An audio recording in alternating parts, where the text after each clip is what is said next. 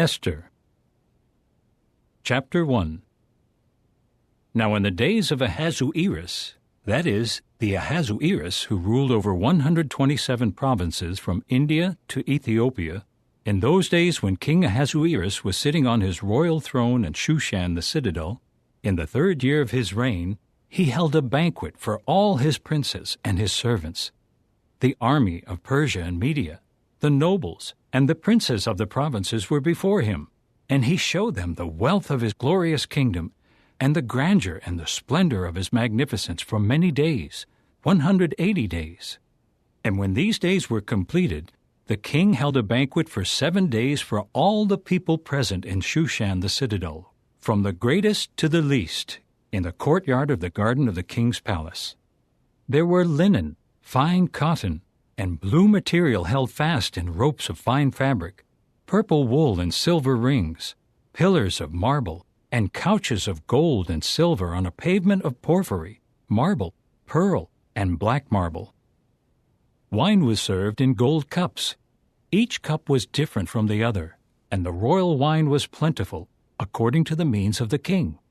The drinking was according to the rule that no one was under compulsion, for the king had arranged with the officials of his palace that each should do as he pleased. Queen Vashti also held a banquet for the women at the royal house of King Ahasuerus. On the 7th day, when the king's heart was in a cheerful mood because of the wine, he told Mehuman, Biztha, Harbona, Bigtha, Abagtha, Zethar, and Carcass, the 7 court officials who were personal attendants to King Ahasuerus, to bring before the king Queen Vashti, wearing the royal headdress, to show the peoples and the princes her beauty, for she was very beautiful. But Queen Vashti kept refusing to come at the king's order that was conveyed through the court officials. At this, the king became very angry, and his rage flared up within him. The king then spoke to the wise men who had insight with regard to precedents, for in this way the king's matter came before all those versed in law and legal cases. And those closest to him were Karshena, Shethar, Admatha, Tarshish, Meres, Marsena, and Memucan, 7 princes of Persia and Media, who had access to the king and who occupied the highest positions in the kingdom. The king asked, According to law, what is to be done with Queen Vashti, because she has not obeyed the order of King Ahasuerus conveyed through the court officials? To this, Memucan said in the presence of the king and the princes, It is not against the king alone that Queen Vashti has done wrong, but against all the princes and against all the peoples in all the provinces of King Ahasuerus. For what the queen did will become known by all the wives, and they will despise their husbands and say, King Ahasuerus said to bring in Queen Vashti before him, but she refused to come. This very day, the princesses of Persia and Media, who know about what the queen did, will talk to all the princes of the king, resulting in much contempt and indignation. If it seems good to the king, let a royal decree be issued from him, and let it be written among the laws of Persia and Media, which cannot be repealed, that Vashti may never again come in before King Ahasuerus. And let the king confer her royal position on a woman who is better than she is. And when the decree of the king is heard in all his vast realm, all the wives will give honor to their husbands, from the greatest to the least. This proposal pleased the king and the princes, and the king did what Memucan said. So he sent letters to all the royal provinces, to each province in its own script, and to each people in its own language, for every husband to be master in his own house, and to speak in the language of his own people. Chapter 2. After these things, when the rage of King Ahasuerus had subsided, he remembered what Vashti had done, and what had been decided against her. Then the king's personal attendants said, A search should be made for young, beautiful virgins for the king, and let the king appoint commissioners in all the provinces of his realm, to bring together all the beautiful young virgins to Shushan the citadel, to the house of the women. Let them be put in the care of Hegai, the king's eunuch and guardian of the women, and let them be given beauty treatments. And the young woman who is most pleasing to the king will be queen instead of Vashti." The suggestion was pleasing to the king, and that is what he did. There was a certain Jewish man in Shushan, the citadel, whose name was Mordecai, son of Jair, son of Shimei, son of Kish, a Benjaminite, who had been taken into exile from Jerusalem with the people who were deported with King Jeconiah of Judah, whom King Nebuchadnezzar of Babylon took into exile. He was the guardian of Hadassah, that is, Esther, the daughter of his father's brother, for she had neither father nor mother. The young woman was beautifully formed and attractive in appearance, and at the death of her father and her mother, Mordecai took her as his daughter. When the king's word and his law were proclaimed, and when many young women were brought together at Shushan the citadel, under the care of Hegai, Esther was also taken to the king's house, under the care of Hegai, the guardian of the women. Now the young woman was pleasing to him and won his favor, so he promptly arranged for her beauty treatments and her diet, and he assigned to her 7 selected young women from the king's house. He also transferred her and her young attendants to the best place in the house of the women. Esther did not say anything about her people or her relatives, for Mordecai had instructed her not to tell anyone. Day after day, Mordecai would walk in front of the courtyard of the house of the women to learn about Esther's welfare and about what was happening to her. Each young woman had her turn to go in to King Ahasuerus after completing the 12-month treatment that was prescribed for the women, for this was the way they had to fulfill their beauty treatment: 6 months with oil of myrrh, and 6 months with balsam oil, and various ointments for beauty treatment. Then the young woman was ready to go in to the king, and whatever she asked for would be given her when she went from the house of the women to the king's house. In the evening she would go in, and in the morning she would return to the second house of the women, under the care of Sheashgaz, the king's eunuch, the guardian of the concubines. She would not go to the king again unless the king had been especially pleased with her, and she was requested by name. And when the turn came for Esther, the daughter of Abihail, the uncle of Mordecai, who had taken her as his daughter, to go in to the king, she did not request anything except what Hegai, the king's eunuch, the guardian of the women, recommended. All the while, Esther was winning the favor of everyone who saw her. Esther was taken to King Ahasuerus at his royal house in the 10th month, that is, the month of Tebeth, in the 7th year of his reign. And the king came to love Esther more than all the other women, and she won his favor and approval more than any of the other virgins. So he put the royal headdress on her head and made her queen instead of Vashti. And the king held a great banquet for all his princes and his servants, the banquet of Esther. He then proclaimed an amnesty for the provinces, and he kept giving gifts according to the means of the king. Now when virgins were brought together a second time, Mordecai was sitting in the king's gate. Esther did not say anything about her relatives and her people, just as Mordecai had instructed her. Esther continued to do what Mordecai said, just as when she was under his care. In those days, while Mordecai was sitting in the king's gate, Bigthan and Teresh, 2 court officials of the king, doorkeepers, got angry and plotted to do away with King Ahasuerus. But Mordecai learned about it, and he immediately told Queen Esther. Esther then spoke to the king in Mordecai's name. So the matter was investigated and eventually confirmed, and both men were hanged on a stake. And this was all recorded in the book of the history of the times in the presence of the king. Chapter 3. After this, King Ahasuerus promoted Haman the son of Hammedatha the Agagite, and exalted him by putting his throne above all the other princes who were with him. And all the king's servants who were in the king's gate would bow low and prostrate themselves to Haman, for this is what the king had commanded respecting him. But Mordecai refused to bow low or prostrate himself. So the king's servants who were in the king's gate said to Mordecai, "Why are you ignoring the king's commandment?" Day after day they would ask him, but he would not listen to them. Then they told Haman to see whether Mordecai's conduct would be tolerated, for he had told them that he was a Jew. Now when Haman saw that Mordecai refused to bow low and prostrate himself to him, Haman became filled with rage. But he despised the thought of doing away with Mordecai alone, for they had told him about Mordecai's people. So Haman began seeking to annihilate all the Jews who were in the entire realm of Ahasuerus, all of Mordecai's people.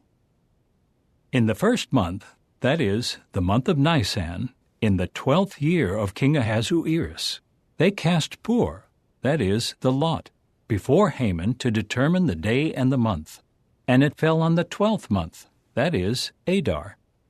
Haman then said to King Ahasuerus, "There is a certain people scattered and dispersed among the peoples in all the provinces of your realm, whose laws are different from those of all other peoples, and they do not obey the king's laws, and it is not in the king's interest to let them be.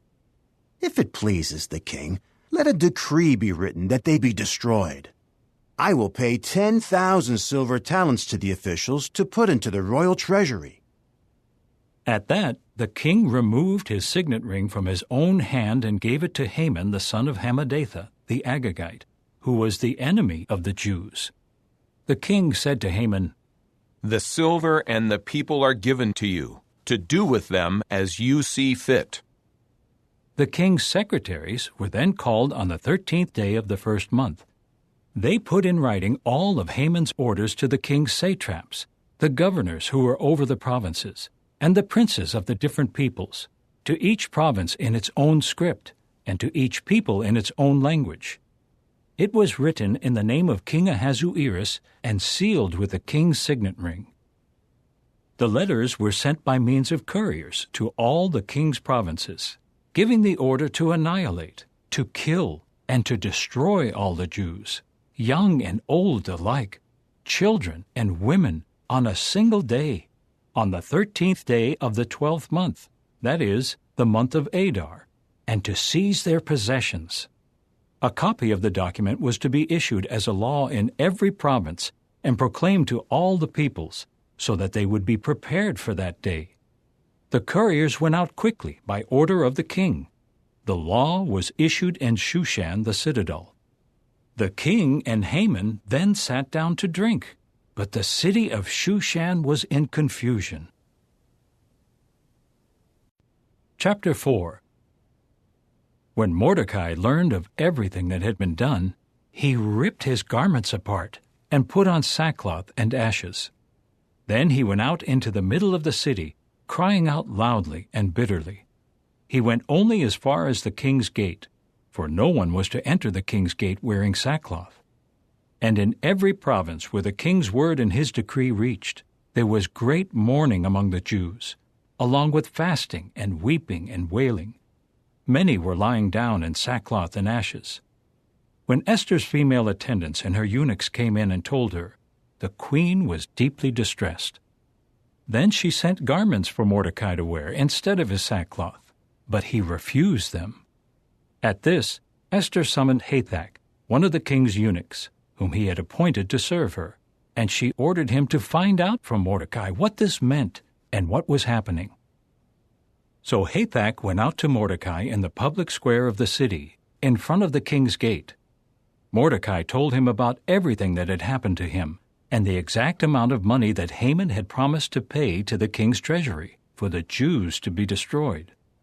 He also gave him a copy of the written decree that had been issued in Shushan for their annihilation. He was to show it to Esther and explain it to her, and instruct her to go into the king to beg for his favor, and to plead directly with him in behalf of her people. Hathach came back and told Esther what Mordecai had said. Esther replied to Hathach with instructions to tell Mordecai, "All the king's servants and the people of the king's provinces are aware that if any man or woman goes into the king's inner courtyard without being summoned, there is only one law that applies. He is to be put to death. He may live only if the king holds out to him the golden scepter. And I have not been summoned to the king now for 30 days. When Mordecai was told what Esther had said, he replied to Esther, "Do not imagine that because you are in the king's household, you are any more likely to escape than all the other Jews. For if you remain silent at this time, relief and deliverance will come to the Jews from another source. But you and your father's house will perish. And who knows whether it is for a time like this that you have attained to your royal status?" Then Esther replied to Mordecai, Go, gather all the Jews who are found in Shushan, and fast in my behalf. Do not eat or drink for 3 days, night and day. I, along with my female attendants, will also fast. I will go into the king, which is against the law, and if I am to perish, I will perish. So Mordecai went his way and did all that Esther had instructed him to do. Chapter 5. On the 3rd day, Esther put on her royal robes and stood in the inner courtyard of the king's house, opposite the king's house, while the king was sitting on his royal throne in the royal house opposite the entrance. As soon as the king saw Queen Esther standing in the courtyard, she gained his favor, and the king held out to Esther the golden scepter that was in his hand. Esther then approached and touched the top of the scepter. The king asked her, "What is the matter, Queen Esther? What is your request? Even to the half of my kingdom it will be granted you."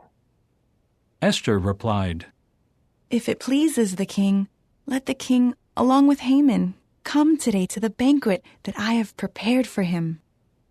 So the king said to his men, "Tell Haman to come quickly, as Esther requests." So the king and Haman went to the banquet that Esther had prepared. During the banquet of wine, the king said to Esther, "What is your petition? It will be granted you. And what is your request? Even to the half of my kingdom it will be done."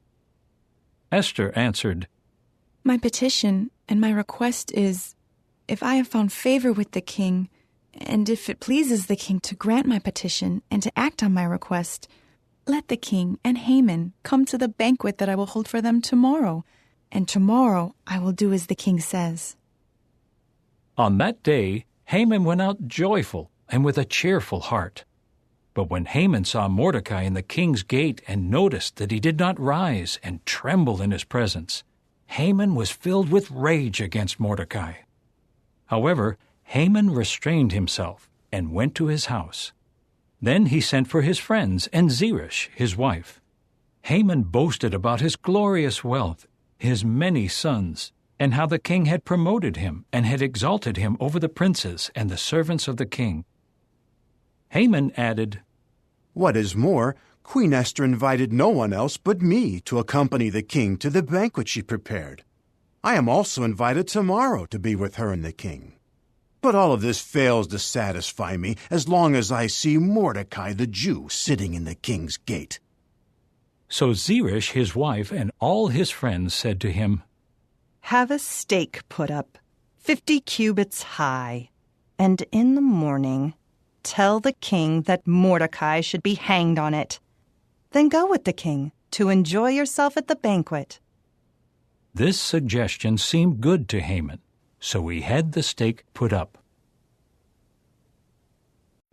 Chapter 6. That night the king could not sleep. So he said to bring the book of the historical records of the times, and it was read to the king.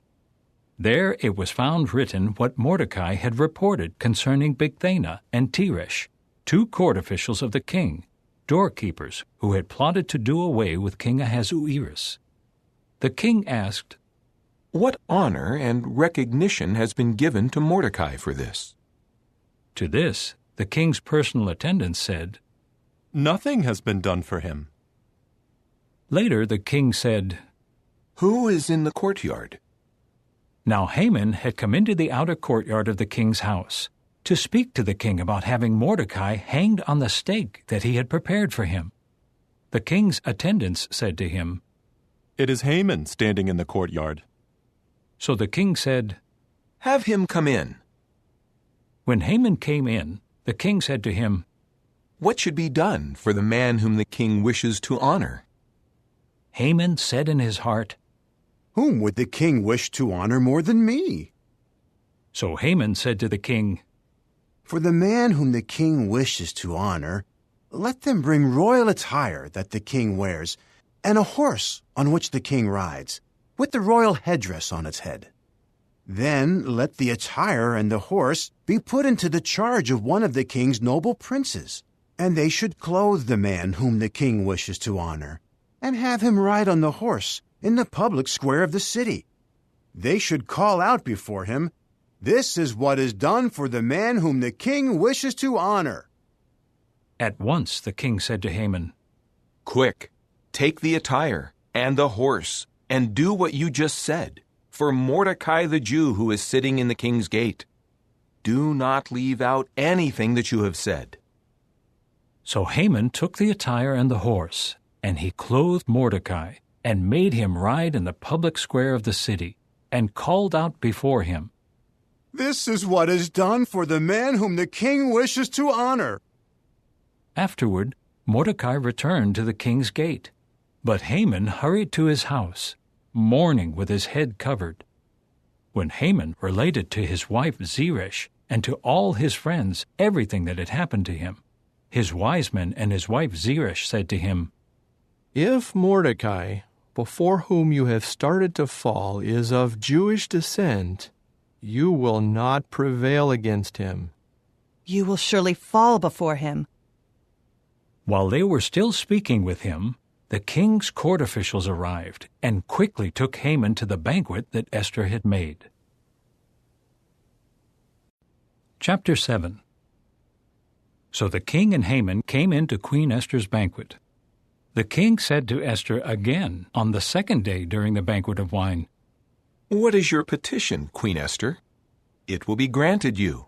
And what is your request? Even to the half of my kingdom it will be done." Queen Esther answered, If I have found favor with you, O king, and if it pleases the king, let my life be granted as my petition, and my people as my request. For we have been sold, I and my people, to be annihilated, killed, and destroyed. If we had simply been sold as male and female slaves, I would have kept silent. But the distress is not proper, for it will be damaging to the king.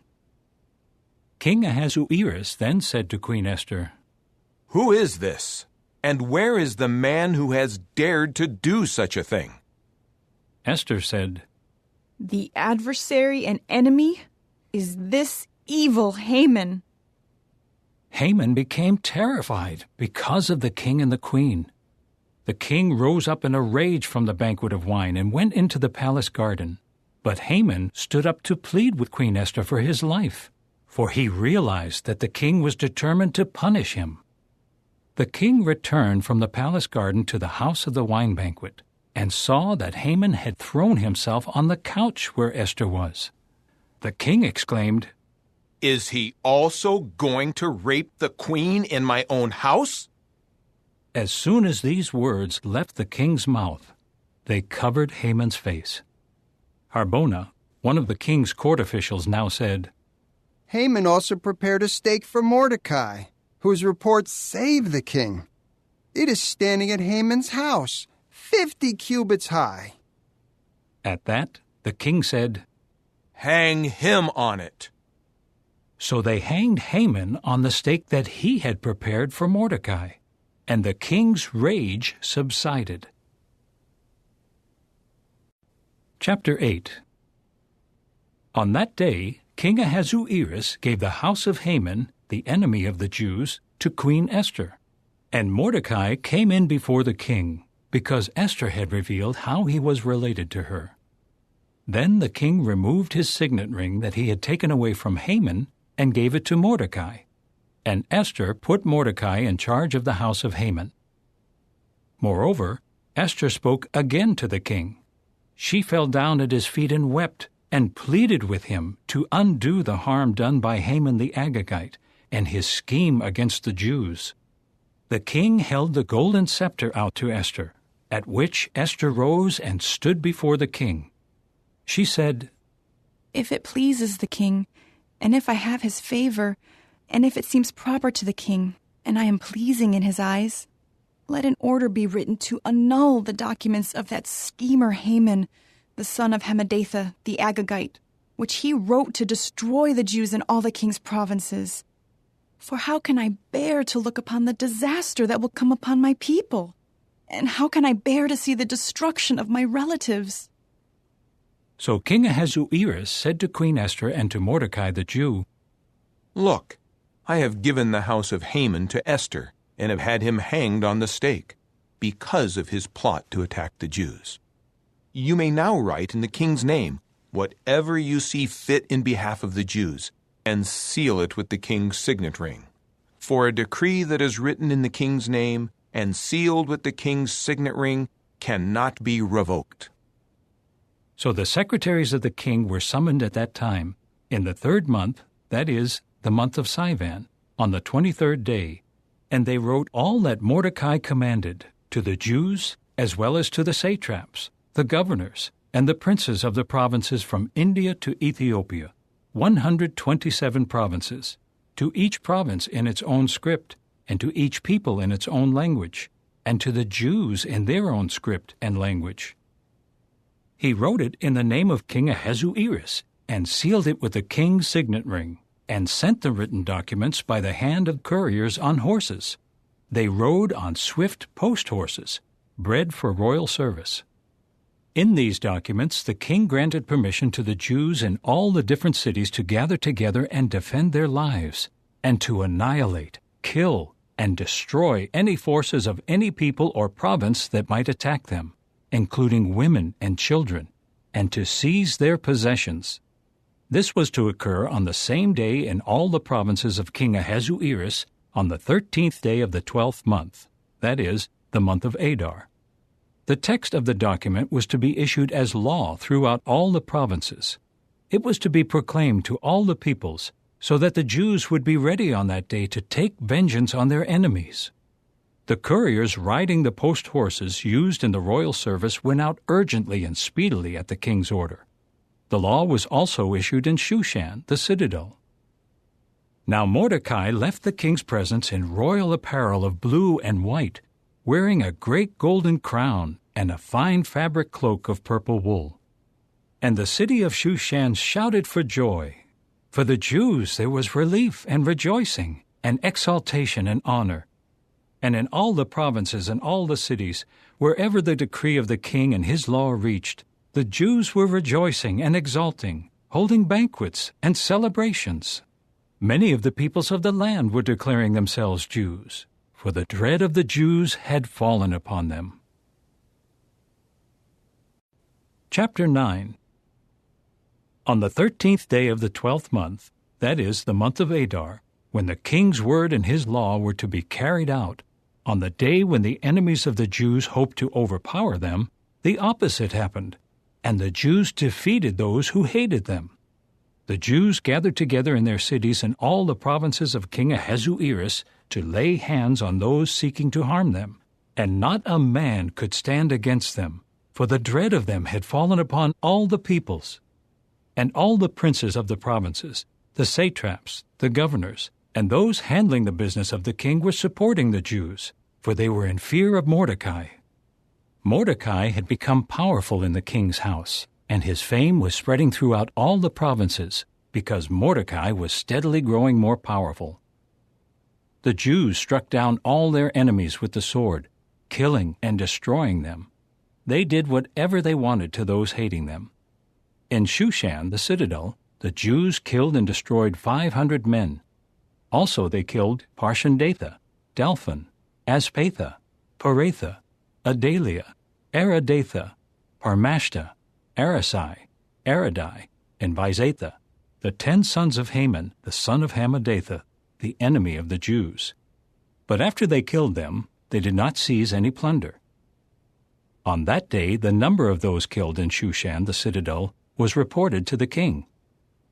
The king said to Queen Esther, "In Shushan, the citadel, The Jews have killed and destroyed 500 men, and the 10 sons of Haman. What, then, have they done in the rest of the king's provinces? What is your petition now? It will be granted you. And what is your further request? It will be done. Esther replied, If it pleases the king, let the Jews who are in Shushan be permitted to act tomorrow also according to today's law, and let the 10 sons of Haman be hanged on the stake. So the king gave orders for that to be done. A law was issued in Shushan, and the 10 sons of Haman were hanged. The Jews in Shushan gathered together again on the 14th day of the month of Adar, and killed 300 men in Shushan, but they did not seize any plunder. The rest of the Jews in the provinces of the king also gathered together and defended their lives. They got rid of their enemies, killing 75,000 of those who hated them, but they did not seize any plunder. That was on the 13th day of the month of Adar, and they rested on the 14th day and made it a day of feasting and of rejoicing. The Jews in Shushan gathered together on the 13th day and on the 14th day, and they rested on the 15th day and made it a day of feasting and rejoicing.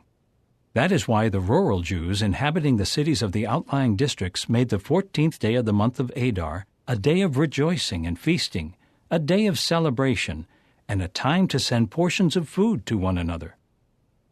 Mordecai recorded these events and sent official letters to all the Jews in all the provinces of King Ahasuerus, both near and far.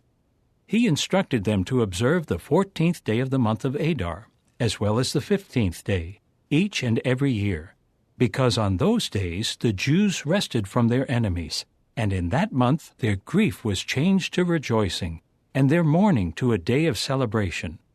They were to observe them as days of feasting and rejoicing, and as a time to send portions of food to one another and gifts to the poor. And the Jews agreed to continue the celebration that they had started, and to do what Mordecai wrote to them. For Haman, the son of Hammedatha the Agagite, the enemy of all the Jews, had schemed against the Jews to destroy them, and he had cast Pur, that is, the lot, to throw them into a panic and to destroy them. But when Esther came in before the king, he gave orders in writing, Let his evil scheme against the Jews come back on his own head. And they hanged him and his sons on the stake. That is why they called these days Purim, after the name of the poor.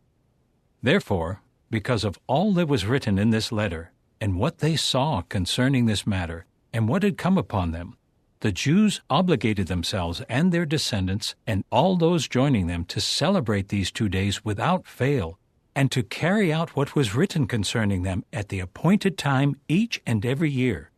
These days were to be remembered and observed in every generation, by each family, each province, and each city. And these days of Purim should not cease among the Jews, and their commemoration should not come to an end among their descendants. Then Queen Esther, the daughter of Abihail, and Mordecai the Jew, wrote with full authority to confirm a second letter about Purim. He sent official letters to all the Jews in the 127 provinces, the realm of Ahasuerus, in words of peace and truth, to confirm the observance of the days of Purim at their appointed times, just as Mordecai the Jew and Queen Esther had instructed them to do, and just as they had obligated themselves and their descendants to carry out, including the fasting and supplication. And the command of Esther confirmed these matters concerning Purim, and it was recorded in a book. Chapter 10. King Ahasuerus imposed forced labor on the land and the islands of the sea. And all his powerful and mighty accomplishments, as well as the detailed account of Mordecai's greatness to which the king exalted him, are they not written in the book of the history of the times of the kings of Media and Persia? For Mordecai the Jew was second only to King Ahasuerus. He was great among the Jews, and respected by the multitude of his brothers, working for the good of his people, and advocating the welfare of all their descendants.